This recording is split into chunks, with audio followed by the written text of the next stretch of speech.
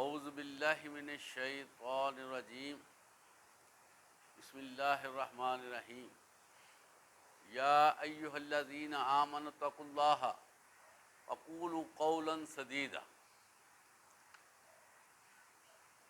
اے ایمان والو، اللہ سے ڈرتے رہو اور جو بات بھی کہو بھلی بات کہو۔ عزیز طلبہ، السلام علیکم۔ آپ کے سامنے سورہ الاحزاب اس کی 70ویں آیات تلاوت کی گئی ہیں اور آپ نے اس کا ترجمہ ملاحظہ کیا، اور اس میں اللہ تعالیٰ نے اہل ایمان کو یہ کہا ہے کہ اللہ سے ڈرو۔ اب آپ دیکھیں کہ اللہ تعالیٰ کی ہم پہ کتنی مہربانی ہے کہ وہ ہمیں سکھاتا ہے، اور جس سے اللہ کی ذات راضی ہوتی ہے وہ باتیں بتاتا ہے، تاکہ جو ہے وہ جو اللہ کے بندے ہیں ان کو اللہ تعالیٰ جو ہے وہ اللہ تعالیٰ ان کو بخش دے۔ میری بات آپ سمجھ گئے کہ نہیں؟ اس حوالے سے اس آیت میں اللہ تعالیٰ نے کہا ہے کہ مجھ سے ڈرو۔ یہ پہلی کامیابی کا زینہ ہے، کامیابی کا پہلا زینہ اللہ سے ڈرو۔ وَقُولُوا قَوْلًا سَدِيدًا، اور جب بھی بات کہو اچھی بات کہو۔ اب دیکھیں اللہ تعالیٰ ہماری ڈیلنگ پہ بھی بات کر رہے ہیں کہ جب تم نے کوئی بات کہہ دی ہے اچھی بات کہہ دی ہے، تو اس سے کیا فائدہ ہوگا؟ اللہ تعالیٰ فرماتے ہیں یصلح لکم اعمالکم، تمہارے عملوں کی اصلاح ہو جائے گی، تم اچھے عملوں کی طرف راغب ہو جاؤ گے، تمہارا نیکی کرنے کو دل چاہے گا، تمہاری زندگیوں میں خوشی آ جائے گی، سکون ہوگا، اور تم اپنے آپ کو اچھے لوگوں میں شمار کرنا شروع کر دو گے۔ لیکن صرف اپنے آپ پہ کنٹرول کرنے سے ہی یہ فائدے حاصل ہونا شروع ہو جاتے ہیں۔ اور آپ صلی اللہ علیہ وسلم نے فرمایا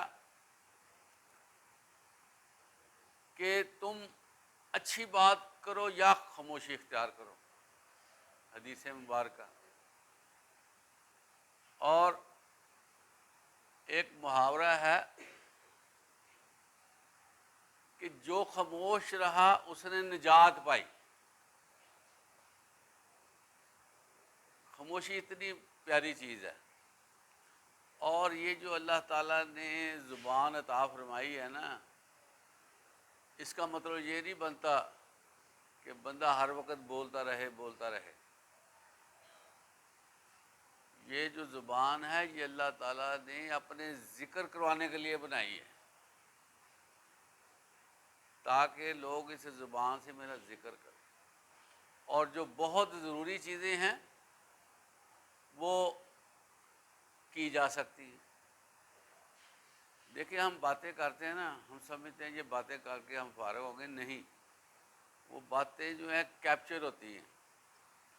دو فرشتے ہمارے ساتھ ہیں، ایک فرشتہ ہے جو دائیں کندھے پہ اور ایک فرشتہ ہے جو بائیں کندھے پہ۔ اگر ہم اچھی بات کریں گے تو وہ دائیں والا لکھتا ہے، اگر ایسی بات کریں گے جو نیگیٹو ہوگی، مائنس ہوگی، منفی ہوگی، وہ بائیں والا لکھ لیتا ہے۔ اس کا مطلب کوئی بات بھی ہماری ضائع نہیں جاتی۔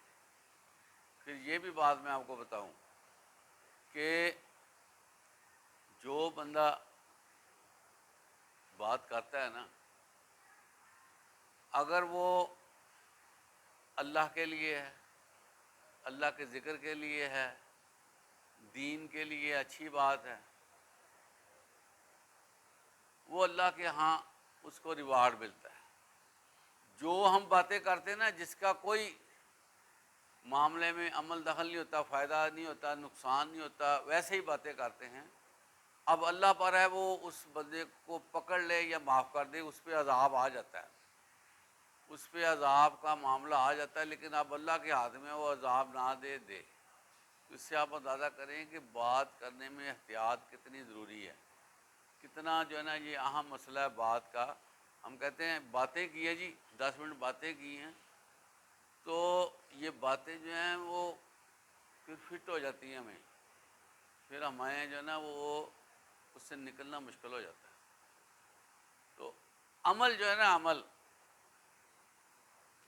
وہ باتوں سے بہت اہم ہے، بلکہ جو لوگ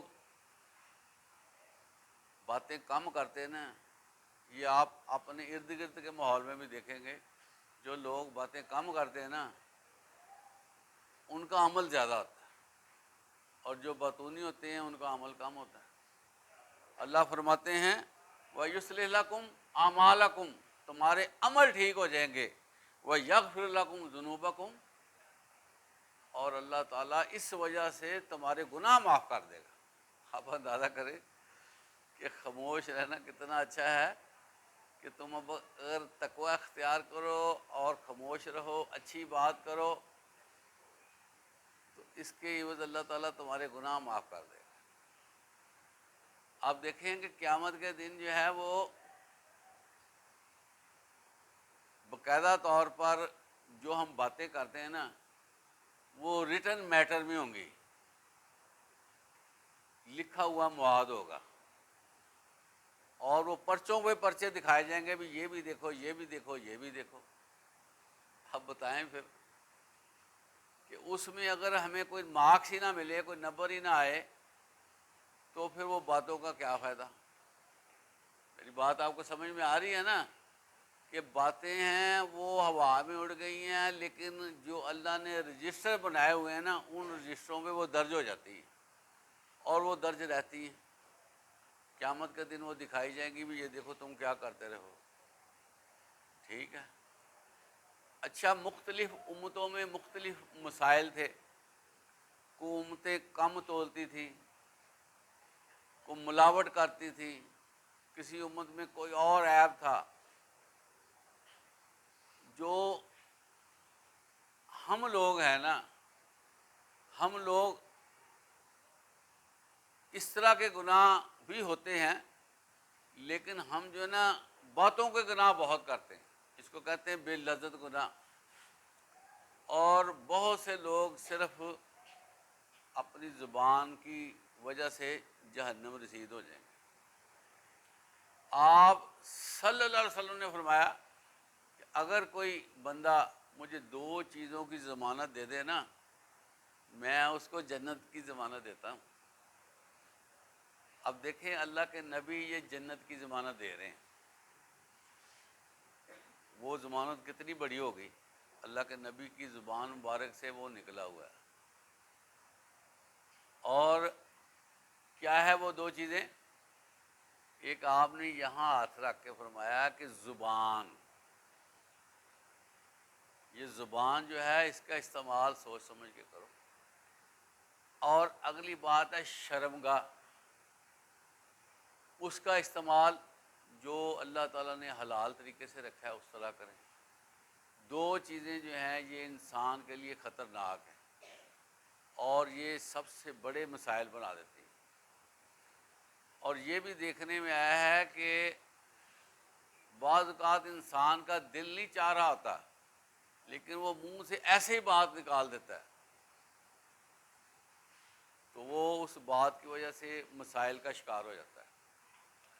یہ جتنے جھگڑے ہوتے ہیں نا گھروں میں، اس میں اکثریت جھگڑوں کی کوئی ہاتھا پائی نہیں ہوتی، وہ آپس میں گتھم گتا نہیں ہو جاتے لوگ، ایک رشتہ دار دوسرے کو باتیں کر دیں، دوسرا اس کو بات کر دے، وہ ایسا ڈیڈ لاک پیدا ہوتا ہے کہ ایک نسل کے بعد دوسری نسل بھی اس میں شامل ہو جاتی ہے، اور تلخیاں باقی رہتی ہیں کہ اس نے فلاں وقت مجھے بات کہہ دی ہے، اس نے کہا آپ نے فلاں وقت بات کی، پھر وہ چیزیں بنتی نہیں ہیں، وہ رشتہ داری میں محبت نہیں بنتی۔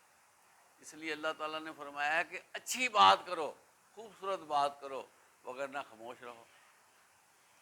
بندہ جو ہے نا، بندہ، اس کو اللہ تعالیٰ نے اختیارات دیے ہیں، کچھ لوگ اختیارات کا استعمال کرتے، کچھ نہیں کرتے۔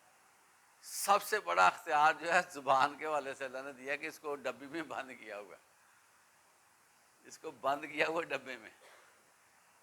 اب اللہ تعالیٰ نے تو بند کر دیا ہے، ہم اس کو چلاتے رہیں، ڈبہ کھولتے رہیں ہر وقت، تو پھنسنے والی بات ہے نا۔ تو اس کا مطلب یہ ہے کہ جب آپ نے ڈبہ کھولنا ہے نا، وہ اس وقت کھولیں جب اس کی ضرورت ہے، ویسے نہ یہ ڈبہ کھولیں، یہ مسئلہ بنے گا۔